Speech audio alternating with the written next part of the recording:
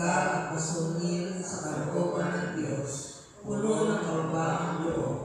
O banal na tagapagtangkilik, kami dumudulog sa iyo upang ipaampon ang aming sarili sa iyo at pag-ingatan kami gaya ng ginawa mo kay Jesus na aming kapatid.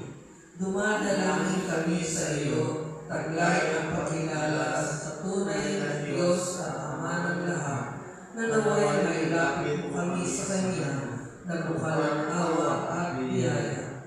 O muling Ama ng banal na mag-anak, tukupin mo ang lahat ng pamilya at ipagtanggol ang sa mga impluensya ng unti-unting sumisira sa magandang pagsasamahan. Alikarin mo rin ang simbahan ng iyong anak, ang malaganap na pamilya ng Diyos.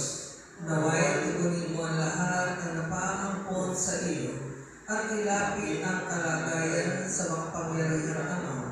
Magililing tagapagtangkilik, ibilang mo kami sa iyong angkan, kung saan naroon ang aming inang si Maria, na kumakatili sa amin at si Jesus na nadiligtas.